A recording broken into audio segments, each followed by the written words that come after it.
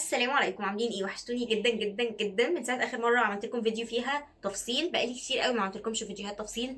فالنهارده الفيديو عن هذا القمر حرفيا، يعني الادناء الشتوي التحفه ده اللي هو بيكون واسع كده، بصوا، وباسوره كده من هنا، وفيها الصباع اللي من هنا ده. يعني في كميه تفاصيل في الادناء ده رهيبه. هحط لكم بردك صورته هنا، ولو عرفت احط لكم فيديوهات ليه هحطها لكم. بس يعني عموما جايبه لكم حاجه زي القمر وكالمعتاد باسهل طريقه ممكنه. تمام. المره دي بقى هنستخدم 3 متر قماش. ده لو انت عايزه طول الجيبه بتاعتك متر، لان الجزء اللي فوق بياخد مترين قماش بس، لكن الجزء اللي تحت بتاع الجيبه بيكون بياخد متر قماش. لو انت طويله قوي هتاخدي مثلا متر وربع بالكتير. المهم بدون دخول في تفاصيل كتير، يلا بينا على الفيديو. بصوا، مبدئيا ده كده 2 متر، احنا جايبين القطعه اللي فوق 2 متر قماش، والقطعه اللي تحت متر واحد بس. ولو انت اطول هتستخدمي متر وربع مثلا. تمام. المترين دول بقى العرض بتاع القماش بيكون متر ونص، ده كده كده. والقماشه نفسها اسمها رب مضلع. حلو حلو. هوريكم الاول على على الورق علشان تكونوا متخيلين معايا الشكل يعني. اولا اهو ده كده المتر ونص اللي هو عرض القماش اللي احنا كده كده ده ثابت بيكون من عند الراجل. وده الاتنين متر اللي احنا شاريينهم. الاتنين متر دول بنعمل فيهم ايه؟ بنسيب المتر ونص زي ما هما، وبنتني الاتنين متر دول على اتنين. تمام. اديني كده اهو تنيت الاتنين متر ده على اتنين، بقى عندي هنا متر قدام ومتر ورا، والمتر ونص زي ما هو اهو كده. ده كده متر، وده كده متر ونص. حلو. ادي كده اول تانية. تاني تانية بقى بنجيب المتر ونص بقى نتنيهم كده على اتنين. تمام. فبقى عندي الشكل ده. تمام. يعني اول مره تنينا الاتنين متر بقى عندي متر قدام ومتر ورا. تاني مره هنتني المتر ونص على اتنين. عندي هنا اهو الحته دي كده 75 سنتي. تمام. ودي زي ما هي متر. تمام. دي كده زي ما هي متر. وهنا عندي طبقتين، يعني 4 طبقات مفتوحين من هنا اهو. دي كده 4 طبقات مفتوحين، ودول كده مقفولين كده. تمام. ودول كده مقفولين خالص. حلو حلو. بيكون ده معايا الشكل، وبشتغل فتحة الرقبة وكل المقاسات من الناحية المقفولة. تمام. هنطبق القماش دلوقتي واوريكم هيتعمل ازاي. بصوا كده اهو زي ما تنيناه بالظبط. ده كده المنظر قدامنا اهو. دي كده الناحية المفتوحة، الاربع نواحي المفتوحين، ودي كده اللي عندي اللي هي المقفولة. تمام. بعمل ايه بقى؟ بنزل فتحة الرقبة. طيب بنزل فتحة الرقبة هنا كام؟ بنزل كده 2 سنتي، وبنزل 9 سنتي. تمام. وبدخل من فوق هنا، بدخل بردك 9 سنتي او 8 سنتي، وبعد كده بوصل التسعة دي بالاتنين، وبوصل التسعة دي بالتسعة. تمام. ده من الناحية المقفولة. طيب يلا بينا نطبق دوت على القماش. هنزل 2 سنتي من الحتة المقفولة. تمام. ال4 طبقات المقفولين. وهنزل من الحتة دي بردك هنزل 9 سنتي او 8 سنتي. هنزل مثلا كده اهو 9 سنتي. ومن هنا نفس النظام هنزل، او هدخل من هنا كده كام؟ 8 سنتي. حلو حلو. وبعد كده اوصل النقطة دي بالنقطة دي، واوصل النقطة دي بالنقطة دي. تمام اهو كده بطريقة يعني دائرية شوية، مش بوصلها بمربع، بوصلها كده اهو. تمام اهو كده بس. والحتة دي بتتقص ال4 طبقات مع بعض، ودي بتتقص طبقتين بس علشان ما تتلخبطوش. حلو حلو. ده كده فتحة الرقبة. احنا كده نزلنا هنا الحتة ديت الفتحة بتاعت الرقبة. دلوقتي بقى هننزل الحتة بتاعت الدراع. طيب هننزل كام؟ من الحتة المفتوحة من ال4 طبقات المفتوحين بنزل 25 سنتي. اكتب لكم هنا اهو ده 25 سنتي. بنزل كده هنا، دي كده بنزلها 25. تمام. دي كده 25 سنتي. طب بعمل ايه بعد ال25؟ بنزل 25 واحط نقطة كده. تمام. وبدخل من هنا كده من الحتة المفتوحة بدخل 20 سنتي. يبقى بقى كده عندي اهو نزلت 25 وحطيت نقطة. تمام. ودخلت من عند النقطة دي 20 سنتي. طيب وبعد كده نفس النظام باخدها على طول القماش. تمام. على طول القماش باخدها بردك نفس ال20 سنتي، يعني قيس من هنا كده المزورة وادخل 20 سنتي، وقيس من هنا كده وادخل 20 سنتي. حلو. واوصل كل دول ببعض كده لحد تحت. ماشي، بغض النظر عن الخط المعاق اللي انا عاملاه. حلو حلو. وبعد كده بعمل الحته دي بشكل دائري. لو مش عارفه تعمليه اللي هي الحرده دي علشان ما يطلعش شالح معاكي كده، بتدخلي هنا مثلا 3 سنتي وبعد كده بتوصليها، يعني بتعملي كده هنا 3 سنتي، بتقيسي من النقطه دي لحد جوه هنا 3 سنتي، وبعد كده بتوصليها بشكل دائري كده. بصي كده اهو. حلو. بصي بقى بالشكل ده. دي كده الحته بتاعه الدراع، وكده كده بنركب اسوره. تمام. الحته بقى اللي تحت دي بقيس من اول هنا كده لحد هنا مثلا 20 او 25 سنتي، وبحط نقطه، وبعد كده اروح موصله دوت. لو انت عايزاه مدور، لو انت عايزاه مربع بتسيبيه زي ما هو كده وبتقصي الحته دي بس. لكن لو انت عايزاه مدور من تحت زي اللي انا لابساه او اللي انا عارضه لكم، يعني هيبقى بالشكل ده كده. هتعملي كده الحته دي كده، تاخديها بدوريه شويه، تاخديها كده وتطلعي على ما فيش كده. تمام. اهي بتبقى دائريه كده شويه بس، اهي كده. وبعد كده بتقصي كل دوت ويبقى قدامك الإدناء. هقصها بردك معاكم، هقصها الأول على القماش وأوريكم بتتعمل ازاي. حاولت كده أبينها لكم الحتة اللي هي المفتوحة. احنا هنا بنشتغل من الحتة المفتوحة. بنزل كده هنا أهو 25 سنتي وأحط نقطة عند ال25، وهحط نقطة. تمام كده اهو النقطة بتاعت ال25، وادخل من النقطة بتاعت ال25 دي كده 20 سنتي اهو كده ال20 سنتي، وبرضك نفس النظام احط نقطة. تمام. واعمل ايه خط ده كده عشان الحته دي هي اللي هتتقص. ماشي. تمام. ونفس النظام من هنا اعمل خط. القماشه الرب المضلع هتساعدك في نقطه ان انت تمشي الخط من غير مسطره، يعني اصلا من غير ما تاخدي قياسات انت هتمشي على نفس الخط اصلا. تمام. وعايزه تقيسي من هنا لهنا كده 3 سم وتعملي او 4 سم وتعملي نقطه مثلا، وبعد كده توصليهم ببعض. تمام. انا عن نفسي عشان بعملها متعوده عليها فبعملها كده اهو بشكل دائري كده كده اهو. الحته دي كده بتظبط معايا. حلو حلو. وبس كده. وبوصل دوت لحد اخر القماش لتحت خالص، وبعد كده بعمل الحته بتاعت ال 20 سم اللي انا وريتها لكم. هقص الحته اللي فوق وبعد كده اوريكم هعمل الحته بتاعت الدوريه اللي تحت ازاي. بصوا دلوقتي هنقص الرقبه الخلفيه بس، ما تقصوش معاها الرقبه الاماميه علشان ما يوسعش منكم. هتقصي الرقبه الخلفيه بس، اللي هو احنا تانيين القماش على 4 زي ما هو، لكن الرقبه الاماميه بتتقص على 2 بس، يعني طبقتين بس من القماش. فنسمي الله كده ونقص الحته دي اهو بسم الله. بس كده. دي الحته اللي احنا هنقصها من هنا دلوقتي، وبعد كده هنقص الحته ديت بقى هوريكم تقص ازاي. بصوا دلوقتي بقى هنقص الحته دي كده. تمام اهو. ونخلي بالنا مش هنقص المثلث ده، احنا هنقص الحته دي. بصوا انا مش عارفه الحته اللي فاتت اتصورت ولا لا، فاللي انا عملته ان انا هقص الحته ديت. تمام. وهقصها بالورد كده، مش هقصها بالمثلث ده، هقص الحته بالورد. تمام. فهبدا كده. تمام. اقص واحده واحده.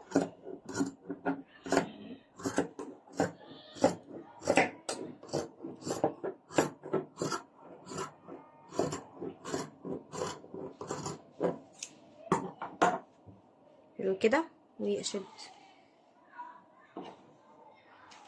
اقص لحد اخر القماش. مش عارفه هو باين ولا لا. لا تمام باين اهو كده. هقص لحد اخر القماش، اتاكد بس ان القماش متساوي. لو عايزه ان انت تكملي وتقيسي لحد ال 20 سم في الحته دي كده، يعني مثلا تقيسي كده اهو 20 سم وتحطي شرطه. تمام. لو مش عايزه فوصلي دي بدي على نفس الخط. قلت لكم الرب المضلع بيبقى فيه خطوط كده، فهنوصلها على طول القماش لحد الاخر. تمام.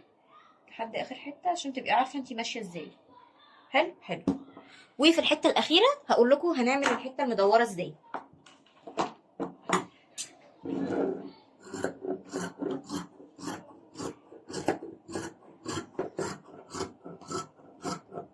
تمام كده اهو قصينا. وبعد كده هنيجي بقى من عند الحته دي ونقيس اللي انا قلت لكم عليه. يعني مثلا ممكن نقيس مثلا 30 سم مش 20 سم، 30 مثلا كده نطلع شويه، او 35 كمان، ونحط نقطه. يعني مثلا ممكن نحط نقطه كده. انا عن نفسي بعملها بالويم، يعني مش بعملها بمقاس معين، بعملها كده دوريه. هنخطط كده وانزل على مفيش، انزل على واسع. تمام كده اهو. انزل كده اهو ظبطت الدوريه، وانزل على مفيش لحد اخر القماش. حلو حلو. يبقى هنقص الحته دي كده زي ما قلت لكم، وهنزلها بالدورايه، يعني هقصها بالدورايه دي. ماشي اهو كده. بص دي، اتاكد ان انا بقص الاربع طبقات مع بعض.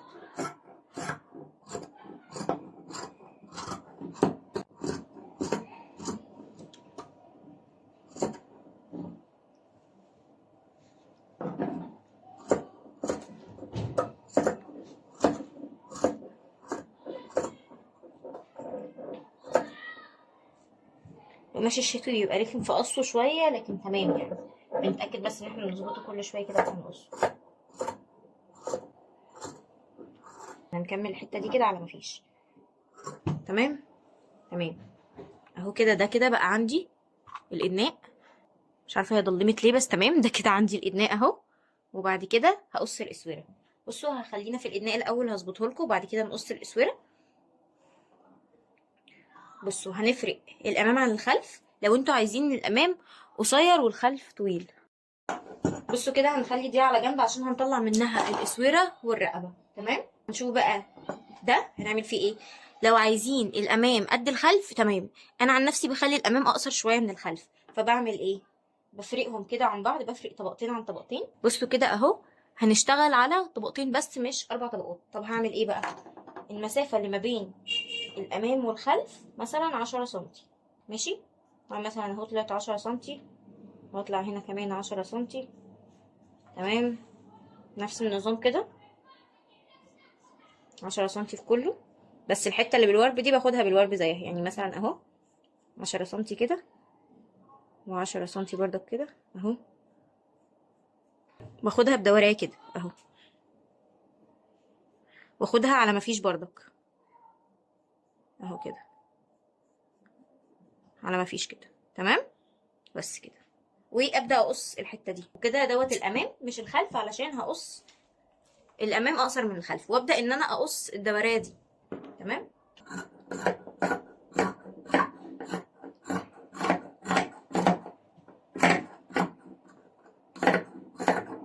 اتاكد ان انا طالعه على ما فيش.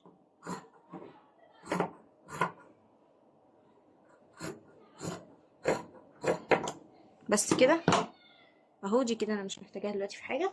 وبعد كده هقص الرقبه بتاعه الامام بردك اهو.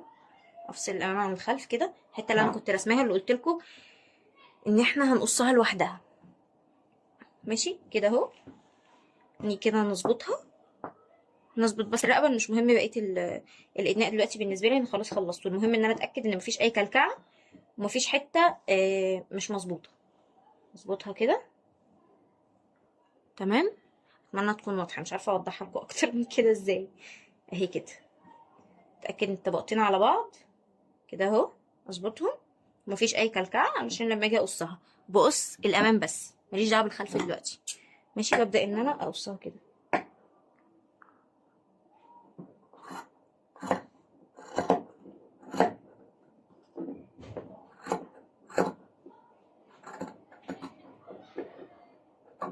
بطلع بردك على ما فيش، علشان ما تفتحش معايا هنا اهو كده. دي كده رقبه الامام ورقبه الخلف. الحته دي بقص منها الرقبه لو عايزه. لو انت عايزاها ايه كده. انا عن نفسي بحطها على رقبتي وبقيسها. تمام. ده كده الادناء بتاعي خلصان اهو. خلاص كده. ده خلصت الادناء، مش محتاجه في حاجه تاني. تمام تمام. ودي كده الحته بتاعه الرقبه. هقص بس الحته المدوره دي، لان انا مش محتاجه الحته المدوره دي في حاجه. هقصها كده واسويها علشان تطلع معايا الرقبه اهو كده.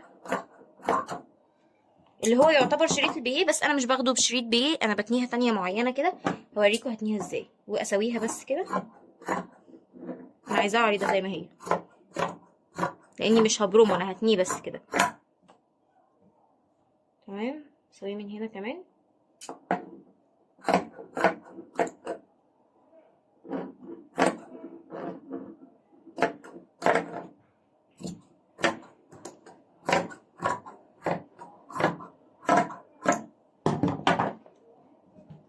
ماشي كده. بقت ديت معايا. مش دعوه بالقصاقيس دي كلها. دي كده هقفل بيها الرقبه. طب هقفلها ازاي؟ بتنيها كده. تمام. بتتنى كده وبتتركب في الرقبه. دلوقتي بقى هنعمل الاسوره بتاعه الموديل ده. بيبقى فيها يعني بندخل صباعنا منها كده من هنا. طيب دي بتتعمل ازاي؟ بصوا. باخد طبقتين بس من القماش، انا مش عايزه ال4 طبقات، تمام، محتاجه 2 بس. هسويهم كده واقص الحته الزايده دي، هقص الحته دي لان انا مش محتاجاها في حاجه. ده كده اللي انا محتاجاه بس. طيب هقص منها ايه؟ هقصها يعني هعمل كده هنا 30 سنتي واحددها، يعني كده مثلا انا اهو محتاجه مثلا كده اخدها من اولها مش مشكله، اخد كده مثلا 30 سنتي واحدد كده دي الشرطه بتاعت ال30 ودي الشرطه التانية بتاعت ال30، تمام كده اللي انا محتاجاها. ماشي، واعمل خط كده عشان اوصلهم ببعض. دي كده 30 سنتي. احنا الاول هنقص 30 زي ما هي كده، يعني ممكن اهو كده قصتها، افصل بس ال 30 سنتي وبعد كده هقول لكم هنقص ال 24 باقيين ازاي. اهو كده.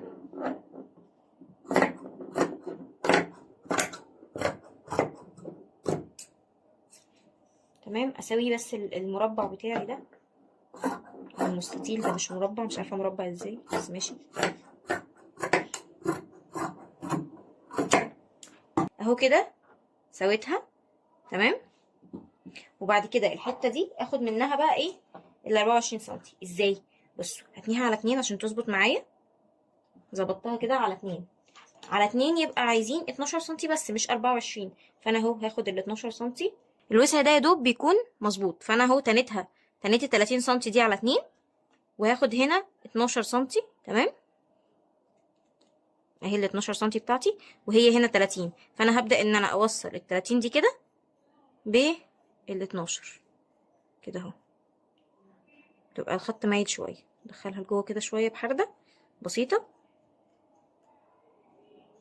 اهي كده، تمام.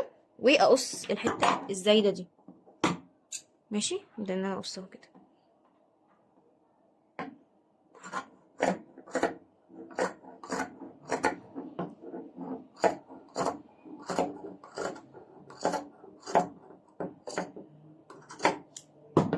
تمام. قلت لكم دلوقتي بنركب الرقبه ازاي، هوريكم دلوقتي بنركب الاسوره ازاي. اهو كده بنركبها في الحته المفتوحه بتاعه الكم، يعني اهو الكم معايا بتاع الادناء، فانا هركب الحته بتاعه الاسوره دي في دي. طب ازاي؟ ودي 30 سنتي والكم بتاعي 50، بناخد كسر، يعني باخد كسرتين كده في الكم وكسرتين كمان وبعد كده هركبها. هوريها لكم في الادناء لما يخلص يعني، تمام. فانا هاخد كسرتين في الكم نفسه وبعد كده هركبه هنا، تمام. وابدا ان انا اقفل الجناب وبتني بردك دي من فوق كده بتتنى وبتتسرفل علشان الكاميرا فصلت في وضع حرج جدا، فالتليفون مساحته اتملت خلاص. هقول لكم على السريع كده الحته دي تعملوها ازاي. بصوا انا هطلع ايدي منها علشان تفهموا قصدي.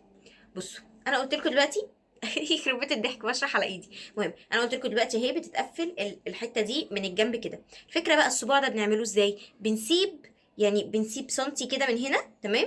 وبنقيس مثلا بتاع ايه 4 سنتي مثلا على قد صباعنا، يعني على قد الحته اللي تدخل الصباع، ودي بنسيبها فاضيه. يعني بصوا كده التقفيل من جوه، فاهمين قصدي؟ دي بنسيبها كده فاضيه، مش بنقفلها بالخياطه، بنقفل من هنا، ناخد كام غرزه من هنا وبعد كده بنقفل من هنا وبقيه الكم عادي جدا، لكن الحته دي بتكون فاضيه. والافضل ان هي تتسرفل وبعد كده تتنى علشان تبقى الفينش بتاعك نضيف كده بالشكل ده، تمام. دي كده الاسوره، وزي ما قلت لكم بتتركب، استنوا بقى عشان الخاتم هيشبك فيه. مهم، بتتركب في الكم كده من هنا بكسر، شايفين الكسر اللي بتتاخد كده علشان قلنا الكم دوت كده بيكون اوسع من الاسوره، فاحنا عايزين الاسوره يا دوب على مقاس ايدينا كده تبقى اللي هو مظبوطه وفي نفس الوقت نازل بواسع من هنا مش مضايقنا. فبتاخد كام كسره كده من هنا، تمام، في الادناء نفسه في الكم نفسه، وبتتركب في الاسوره اللي هي 30 سنتي. بس كده بس كده. اخر حاجه خالص هوريكم الجيبه بتتعمل ازاي. هوريها لكم كده، همسكها هوريها لكم علشان تفهموا، لان انا مش موضحه في الفيديو الجيبه عامله ازاي بالظبط، لكن انا كنت اوريدي قايلاها في فيديوهات تانية. هي بتكون عباره عن متر قماش في متر ونص وبنتنيها على 2 ونركب استك، بس كده. اهي كده الجيبه بتاعت الادناء بتاعتي بتكون كده، تمام اهو متر قماش، وبنقفلها زي ما قلت لكم بنجيب المتر ونص. لما تعمل حاجه لنفسك، حرفيا لما تعمل حاجه لنفسك، مهم، بنجيب متر قماش، تمام، وبنتني العرض، يعني هو بيكون متر قماش في متر ونص، فاحنا بنتني العرض بتاعها اللي هو المتر ونص ده بنتنيه على 2 كده، تمام. يعني الحته اللي في ايدي دي كده متر ونص، والطول ده كده متر. تمام. وبعد كده بنقفلها من الجنب، لو عايزه تقفليها من الجنبين يعني تفتحيها من الجنب التاني وتقفليها، تمام. انا عن نفسي مش بعمل كده. مهم بنقفلها من الجنب، وبعد كده بنركب استك وبنتني بس كده. ونفس النظام بنتني من تحت. بس يعني انا كنت موضحه لكم في فيديو قبل كده برضك بالتفصيل الجيبه بتتعمل ازاي، بس الجيبه بالصك دي بتبقى اسهل ما يمكن، وبتكون واسعه في الحركه ومريحه ويعني تحفه، فاهمين؟ بس كده، ده كده الجيبه وده الادناء. اتمنى تكون الطريقه عجبتكم والطريقه تكون سهله عليكم ولطيفه. واكتبوا لي في الكومنتات لو عملتوا الادناء دوت، واكتبوا لي لو حابين ان انا اعمل لكم موديلات تانية. وما تنسوش تعملوا سبسكرايب للقناة، وتشيروا الفيديو دوت لاصحابكم، وتكتبوا لي كومنت تحت لطيف كده شبهكم. ولو عايزين تطلبوا الادناء دوت، لو انتم مالكمش في التفصيل وعايزين ان انتوا تطلبوه، متاح للحجز من بيدج البراند بتاعتي، بتاعت سماي ستور، على الانستا او على الفيس. هنزل لكم اللينك بتاعها في الديسكربشن بوكس او في كومنتات، يعني على حسب. مهم متنسوش تكتبوا لي رايكم في كومنتات تاني للمره المليون. وبس كده، اتمنى يكون الفيديو عجبكم وتكونوا استفدتوا وقدرت افيدكم بحاجه ولو 1%.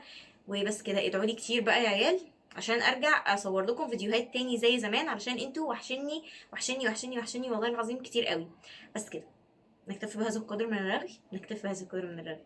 بس كده، وسلام.